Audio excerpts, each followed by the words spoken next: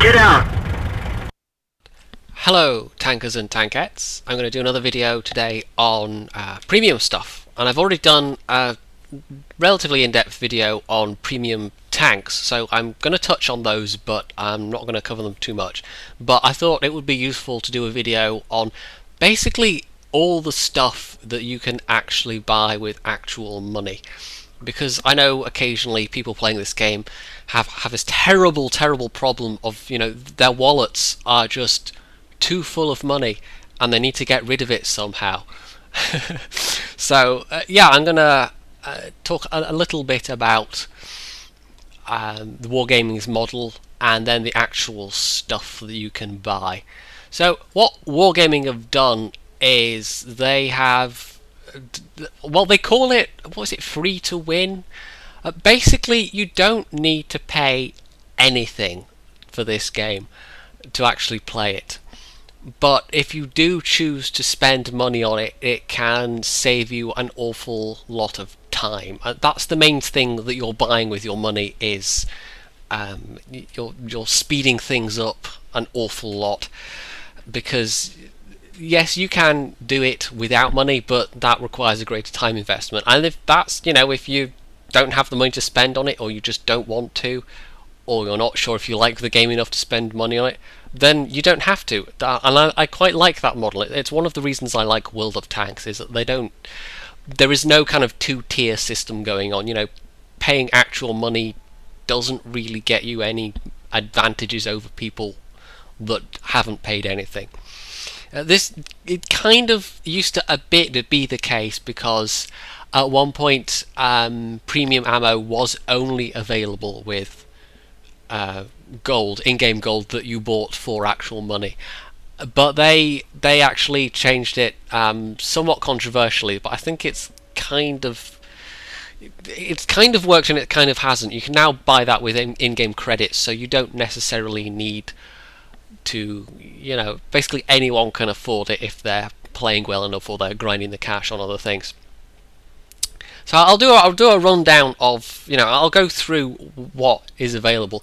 The main thing that you can buy that speeds up your grinding greatly is no, not a TOG2. It's a premium account, and yeah, you can buy up to a year's worth, which is, it's not cheap. I've had, I think the most I've ever bought myself is a month. I've also had, you know, you see at the moment I've actually got about 2 months worth. I do get people donating sometimes, which is very kind and generous of them, and I do appreciate it greatly, because it helps a lot with doing all the YouTube stuff. But basically, a premium account will earn you extra credits and extra XP on every single battle. And if you're not playing with a premium, the break-even point tends to be around tier 7 and tier 8, and you can play with a normal account and still reasonably expect to make some profit, or at least not lose much. You'll start to lose some, especially some tanks with higher shell costs. For instance, the T-29 and the Soviet heavies have got quite high shell costs. They you know, you get to that point and it tends to be more, you know, you'll lose money on a loss. And you can still lose money at those tiers with the premium, but it has to be, you know, quite a bad loss. Basically, it makes it easier playing the higher tiers because your credit gain is higher, and it makes it easier grinding through tiers to get to the higher tiers, because your XP gain is that much higher, and also you're getting more cash as a side benefit, so it's easier to then buy those higher tier tanks, because some of them are quite expensive, especially when you get to the tier 10, and it's you know, they're generally around 6 million credits, which is a lot of grinding if you don't have a premium account. So that's, you know, it speeds things up. Basically, it doesn't do anything actually in battle. It's all what you get out of the battle, what your rewards are. And so yeah, the downside of a premium account is it runs out. It's time limited. You can't freeze it, you can't pause it. You know, the time is ticking away whether you're using it or not. And like I said, it's not that cheap. You know, you can get a month maybe for I think that's what 2,500 gold. It's not horrendously expensive, but if you're doing it over and over again, then it adds up. And if you buy a year's worth in one go, that's quite expensive as well. So yeah, I will at the end. I'll do a rundown of what I think is most worth spending your money on if you're going to spend some money on. But like I said, a premium account it speeds things up and it can be useful. And the other benefit is you get a nice garage, but you can actually get that garage anyway. That are, you just I think. Well, if you look it up on the forums or whatever, there's ways of replacing files. So even if you don't have a premium account, you can get the premium garage. It's just I don't know, a little side benefit. Yeah, tanks. You can buy premium tanks, and I've covered these in another video. This is one of them. This is another, and you need actual hard cash to buy these things. And the benefit they have over a premium account is once you've bought it, it's yours. It's not going anywhere. And what premium tanks will do, very briefly, is they will act as an elated vehicle from the get-go. They will, generally speaking, earn you more credits. Generally speaking, earn you more XP, though that's not always true. And they can be used to uniquely train crews from other tanks. So I could put my KV4 crew in this KV5 and there would be no penalty, because ordinarily you do that between two different tanks, there's a penalty. Obviously it still has to be the same tank type. I couldn't put a tank destroyer crew in this KV5 for instance. That would have a penalty. It still has to be the same tank type and it still has to be the same nation, but you can put a normal crew into a premium tank and there's no penalty. So I bought a premium tank long before I had a premium account, because the great benefit it has over a premium account, like I said, is that you've got it. Once you've bought it, it's there. The downside is you can test it on a test server, but outside the test server you're kind of buying it sight unseen. And yes, you can go and look at reviews and see what other people think about them and look at replays, but that's not necessarily, you might see replays and say, oh, well, that looks really good, and then you might actually buy it and think, oh no, actually I don't like this at all. And some of them are fun to play, and some of them, it's hard to describe them as fun, but they're, they might be good cash earners all the same. And that's the main thing to sort of really bear in mind about premium tanks, is they are meant to be balanced somewhere in the middle between a stock tank of its tier and a fully elated tank. So they're not, they're not going to be, I'm going to buy this tank and I'm going to own everybody. That doesn't work that way. You still have to play well, and you have to, in some cases, overcome some quite significant downsides. Yes, I'm still looking at the KV5, and actually the TOG is another one with its very, very slow speed. You can also, on tanks, for gold, and this is again something you can now do for credits, is you can buy camouflage, which gives you a very small bonus to your camo rating.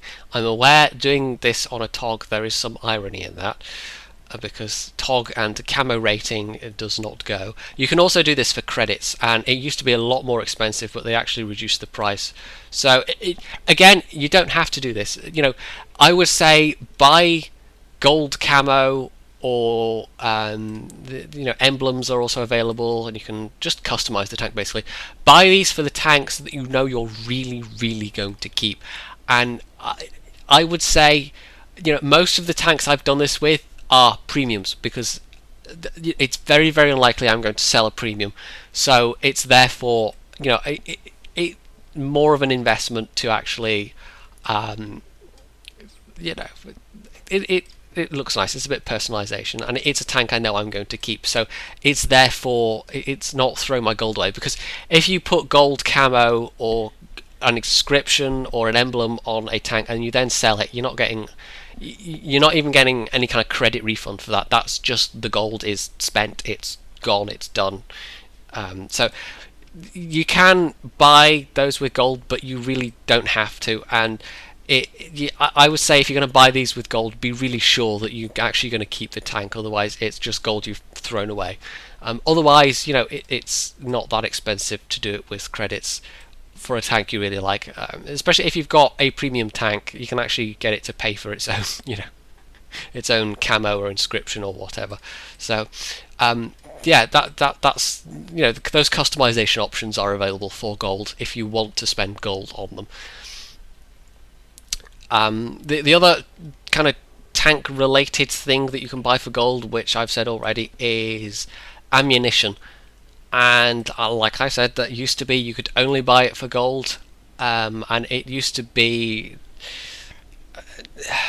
it used to be a lot more. If you came up against someone that was just spamming gold ammo everywhere, you knew that was more annoying because it was more pay to win.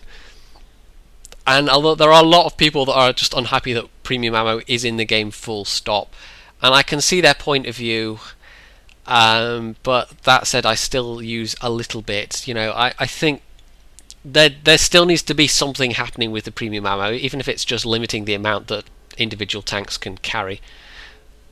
But anyway, yeah, the main, you're probably not going to be buying this ammo with gold. I think the main reason people still do is to do with Clan Wars, and the way the Clan Wars map works is people that hold provinces on Clan Wars, there's a gold income per day, and obviously gold ammo gets used a lot in Clan Wars, so clans can distribute that gold amongst their members. The members then buy the ammo with gold, and so they're not having to grind credits.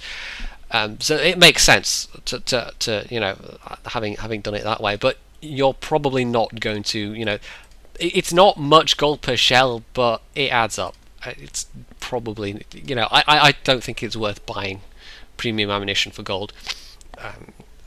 Having a few rounds that you've bought with credits is usually more than sufficient. Then we get on to other stuff which helps speed things up. So, yeah, I've already discussed premium account. You can directly change gold for credits. This is incredibly not worth it. It's God, if you're feeling really rich, I mean, the conversion rate is okay, but it's by far the least effective thing that you can do with your gold is convert it directly to credits. If you're in a real pinch and you need some credits desperately and you don't want to sell stuff, then maybe. But I actually, what I do is I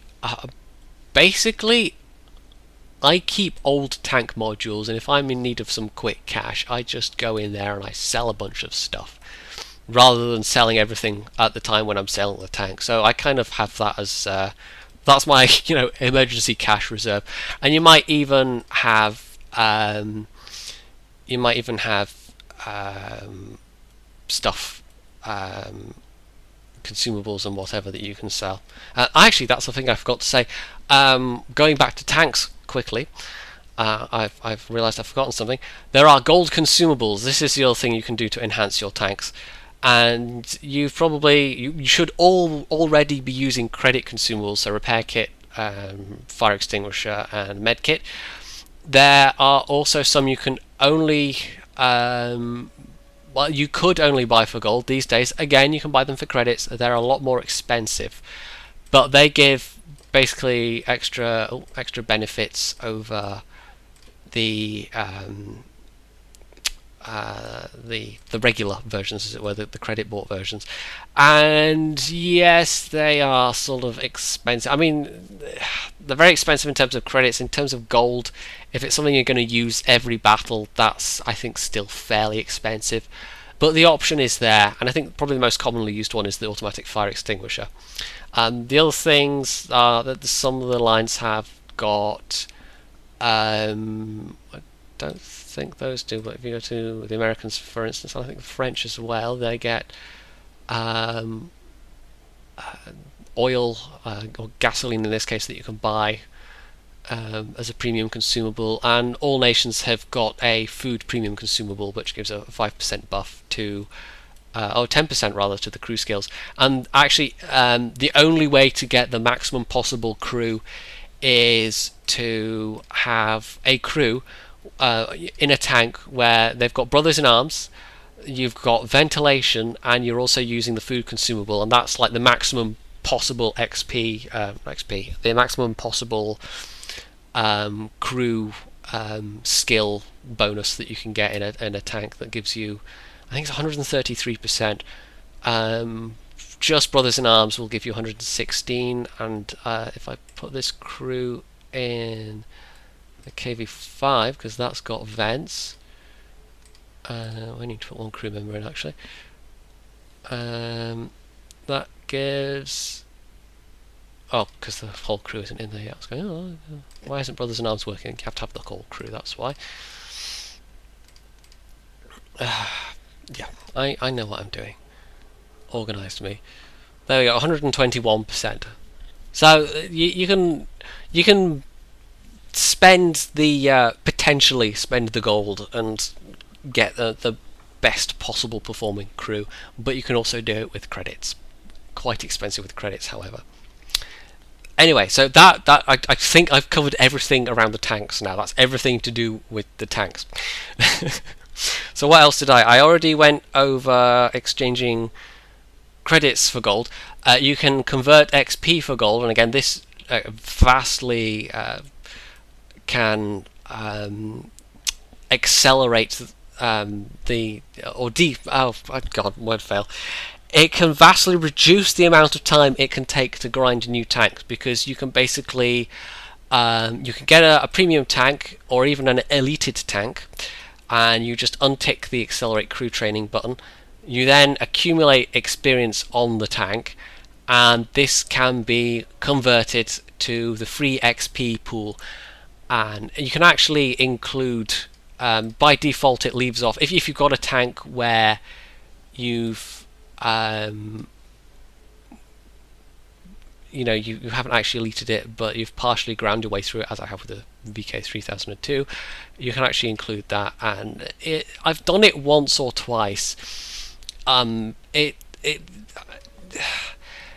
know people that do it on a regular basis, and if you're willing to spend the money to do that, that's fine, because you can vastly increase the speed at which you can get modules on a tank, because you can basically get one of your premium vehicles or an eliteed vehicle, you get a load of free XP on that, and then you can use that free XP on the just to unlock modules on a tank. That it saves you having to grind the XP on a stock tank basically, and you get free XP anyway, but this, if you do it this way, you can get a heck of a lot more XP.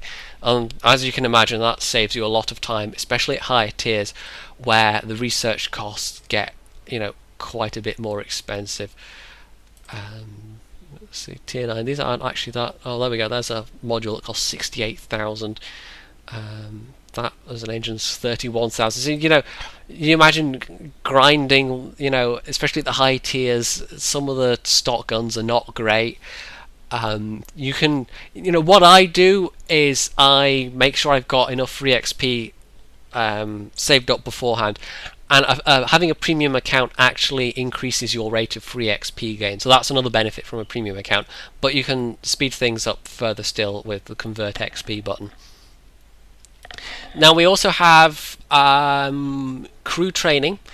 There's you'll have spotted on anytime you've ever trained a crew, you can up to 90% for credits, 80% of the skill for free, or you can just buy 100% crew with 200 gold. And that sounds a bit like it might be pay to win, but it's just saving you time, because the crew skills, that gets you up to the point where your crew can start learning skills. It doesn't actually give you any skills. You still have to grind the crew to that point, but you then, you've saved the amount of time it takes to grind up to the point where you can, your crew has reached its maximum base. Wow, I'm full of good English today, clearly. the maximum base crew skill level. So yeah, and also you can do exactly the same thing for resetting and retraining the skills and bonuses. This is where it becomes more useful. I've very occasionally trained a crew to 100% with gold. I have probably more often reset a crew skill.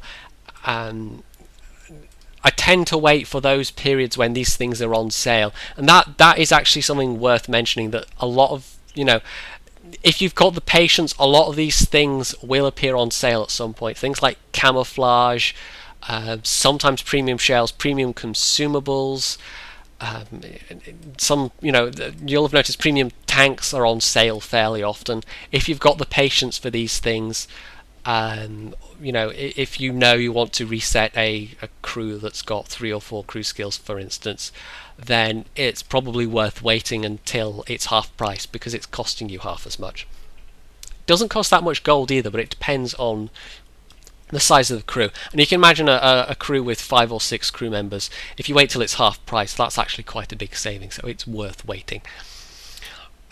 You can also buy garage slots, which are 300 gold a pop, and you can buy bunks, which are where am I looking? Barracks. There we go. Garage slots you buy one at a time. If you buy extra barracks slots, you get them 16 at a time. So I think it's worth. It's one of these things. You're worth it. If you're spending a little bit of money on the game, it's worth buying extra barracks. One extra lot of barrack slots, because you get 16 crew slots for that, and that's going to be enough for most people. And again, that's something that appears on half sale, as do garage slots. And garage slots are, I think the very first time I spent gold on the game, it was to buy some garage slots. And again, if you're patient, it's worth waiting until they're half price, because you can buy twice as many for the same amount of gold, and that's very, very worthwhile. And I think that's it as far as the in-game stuff goes. You can also, and there's a couple of extra things. You can change your game nickname for what am I doing? 2,500 gold. So if I really wanted to be Ponyhair Jedi, for instance, that would cost me 2,500 gold. And the other things you can do with gold are to do with clans, really. You can found a clan, and actually changing a clan logo costs you gold as well. So I felt a bit cheated when I found that the first time. Actually, it was like you've got to pay gold for the to create the clan, and then you have to pay some more gold to actually add a logo to the clan. So you have to really want to to make that clan in order to spend the money. But if you're going to do it, then you might think it's worth it. So out of all these things, what do I think is the most worth spending money on, given it's your actual hard-earned cash? If you can afford it, a premium account might be very, very useful. The cosmetic stuff is just that, cosmetic. You don't need, you get very small buff with the camo. I'm trying to find a tank I've got camo on now. I don't have many. But yeah, the cosmetic stuff is just like if you want to make your tank look a bit nicer or personalize it a bit. In terms of stuff that's actually really useful, for probably the least amount of gold spent, garage slots, without a doubt. You start off with I think it's 6 these days, because you get basically a garage slot for each tier 1 of each nation.